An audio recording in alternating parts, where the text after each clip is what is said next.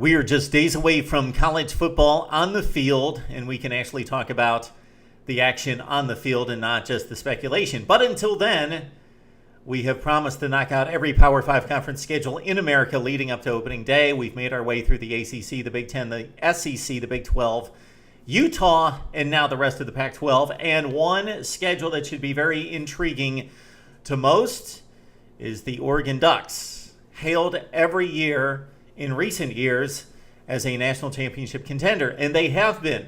They typically lose one game. It's usually one game, sometimes it's two.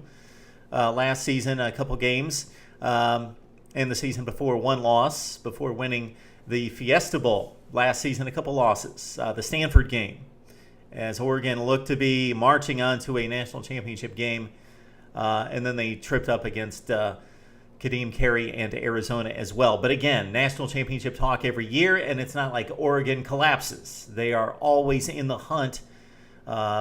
It's been 3 losses to Stanford. Going back to the 2009 Rose Bowl, 2010 Rose Bowl, the 2009 season, losing to Ohio State. LSU in an opener.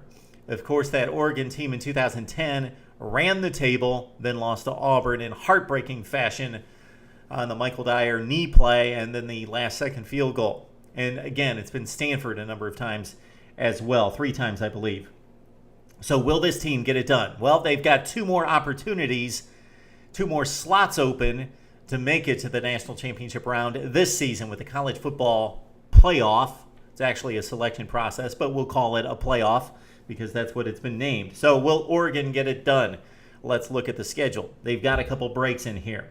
First, let's address the non-conference slate. South Dakota State in week 1. Then, Michigan State. I love this game. If I could only watch one non-conference game the entire season, even with Clemson, Georgia out there, and Clemson, South Carolina, and LSU, Wisconsin, and others, USC, Notre Dame, I would watch this game. September 6th.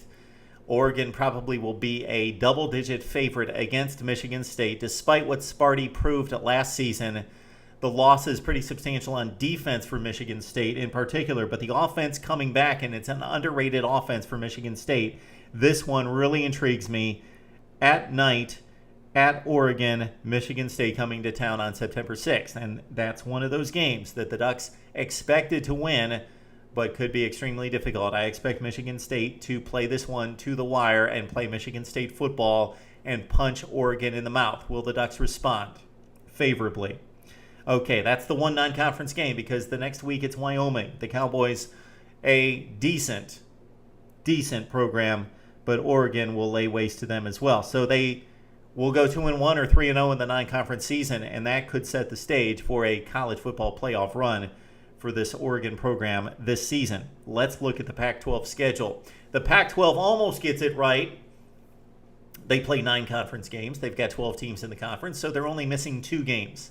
Only missing 2 opponents, unlike the SEC, the ACC, and the Big Ten. Hate those schedules because you miss 5 opponents, and it makes the championship very illegitimate. The Big 12 doesn't have the championship game, which bothers a lot of people. It doesn't bother me that much. I love conference championship games. It doesn't bother me that much because everybody plays everybody in the Big 12. Now, the Pac-12, a little bit of both. They've got the 9 conference games, then they also have the conference championship game. So for Oregon, off the schedule is very important who they don't play. No USC, no Arizona State. Now, would Oregon be a pretty substantial favorite in those games? Yes. But those would be 2 of the better teams in the Pac-12. After Oregon, UCLA, then there's a number of teams right there. USC, Arizona State, Stanford, vying for the conference championship as well. So for Oregon, missing USC and Arizona State, a big break. Missing 2 of the best teams, 2 of the 3 best teams, certainly from the Pac-12 South Division. So it lines up like this for the Ducks. Starting on September 20th, they go to Washington State. Mike Leach doing some good things there at Washington State, but the Cougars still not in Oregon's class. Should be like a 3-touchdown game. Then they've got a Thursday night game trying to make amends against Arizona at home. And you would think Oregon, after being embarrassed at Arizona last season, should be wanting to make amends in a serious way against Arizona. Again, national TV Thursday night game. Then comes the game that everybody's talking about in the Pac-12 conference. It's Oregon at UCLA on October 11th. Could knock somebody out of the college football playoff. Could be an issue with the Pac-12 where one of these teams wins that game, then they rematch in the Pac-12 championship game, and every Pac-12 person that supports the Pac-12, and certainly the commissioner on down through the rest of the league administrators, will be hoping and praying that there's a clean sweep between Oregon and UCLA if the chalk holds. Not saying that it's going to, because I think USC and Stanford have something to say about this, and possibly Arizona State as well. But if the chalk holds and it's Oregon, UCLA, Pac-12 backers are hoping for a clean sweep out of one of them. But again, it's Oregon at UCLA. This game was a good game for a half in Eugene last season.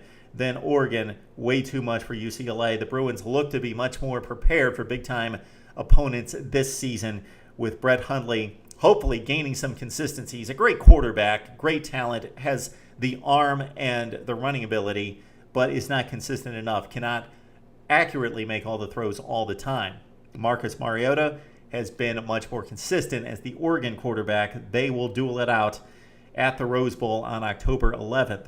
Then we've got the Washington game. That's a sneaky, tough game for Oregon there. Washington, a lot of expectations there for Chris Peterson's first team at Washington, October 18th. So that's the next week after UCLA. Then they go to Cal and play at the 49ers' new stadium on a Friday night. So there will be a little bit of attention given to that game just basically because it's a Friday night game. It's probably on Fox. And it's also, again, in the 49ers' new stadium. So for about 6 or 8 minutes, there might be a little intrigue there, just watching the different field and the decals on the field before Oregon runs out to like a 28-0 lead in the first quarter against Cal. Then comes the Stanford game. This time in Eugene. Of course, the Ducks went to Stanford last year, got blown out early 20-0, made the valiant effort to get back in the game, lost at 26-20 to Stanford, a game in which they were just mauled up front by the Stanford running game. That game on November 1st. Then they finish out in pretty strong fashion in regards to being a heavy favorite at Utah, Colorado at home. Then they finish up with Oregon State in the Civil War game, this time at Corvallis taking on the Beavers. And remember, Oregon State was sliding a bit down the stretch last season. Then they went to Eugene and really took it to the Ducks and made that a great game, 36-35, Oregon State. So never play a Mike Riley's team and hold them a little bit short here. Give them some due. They probably will make it, again, a true Civil War game, Oregon State. Again, a 36-35 game last season in Eugene. So the toughest stretch here, obviously, for Oregon. They've got the isolated game with Michigan State. But in regards to a stretch run, playing Arizona at home shouldn't be that difficult, but Arizona, a top 40 team. Then they go to the Rose Bowl to take on UCLA, Washington at home. Got the scrimmage against Cal. Then they got the Stanford game. So in the span of 5 weeks, they've got Arizona, UCLA, Washington, and Stanford. That will make the season right there. Otherwise, it's definitely manageable. Again, minus USC and Arizona State missing from Oregon's schedule. And I believe that this Michigan State game could be a classic. Oregon has the ability, if things break their way, especially at home, to blow out Michigan State. But I don't expect that to happen. I think this is a 4-quarter game that Michigan State's going to definitely grind it out and do their thing. Not be afraid to open it up with Connor Cook showing what he could do the last few games of last season. But Michigan State playing tight to the vest most of the time and taking its shots, and that being a classic matchup. Oregon, space and speed versus Michigan State, brute force and technically sound football on both sides of the football. All right, Oregon fans, let's step up. Let's talk about your Ducks this season. Of course, you could go 12-0. I think it's 9-3 at worst. You lose to Michigan State, UCLA, and Stanford if the very worst case scenario or a reasonably worst case scenario happens where Oregon trips up 3 times and finishes at 9-3. 9-3 the basement, and 12-0 the ceiling, of course, for this Oregon football team that expects to win the Pac-12 and get to the college football playoff. Let's talk about it right here on Mark Rogers TV.